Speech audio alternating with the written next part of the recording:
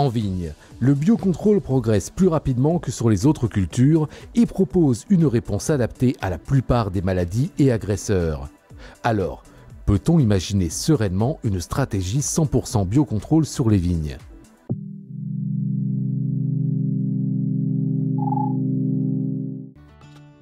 Mais pourquoi autant de solutions de biocontrôle sont-elles à disposition des vignobles ?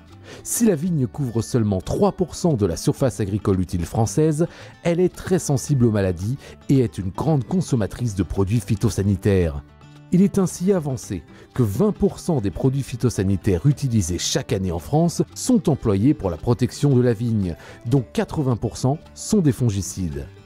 Il est donc logique que la proportion de produits de biocontrôle à disposition soit plus importante que sur d'autres cultures. Une des explications aussi du fait qu'il y ait plus de produits de biocontrôle en viticulture que dans d'autres cultures est le fait que le soufre, une solution historique pour lutter contre l'oïdium de la vigne, est classé biocontrôle.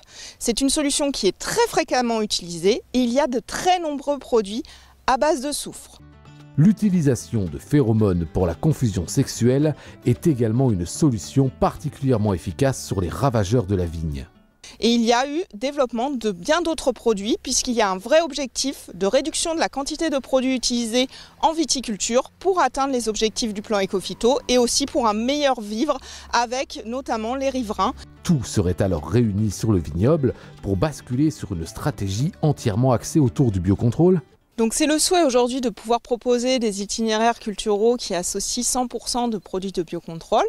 À l'heure actuelle, avec les connaissances actuelles que nous avons, nous sommes dans des impasses techniques sur certaines maladies, comme le mildiou, que nous ne pouvons pas gérer en 100% biocontrôle.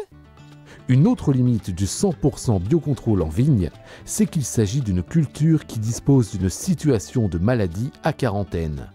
Pour gérer la cicadelle de la flavescence dorée, ce sont des arrêtés préfectoraux qui obligent les vignerons à traiter. Et les produits à utiliser ne sont pas classés biocontrôle.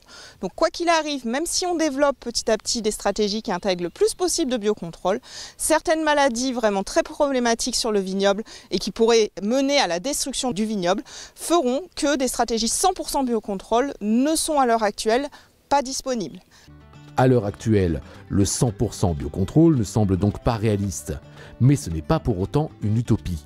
Les pistes à suivre sont le développement de nouvelles solutions plus performantes, notamment vis-à-vis du mildiou, ou l'utilisation de variétés plus résistantes aux maladies. On se retrouve la semaine prochaine pour un nouvel épisode du MAC du biocontrôle.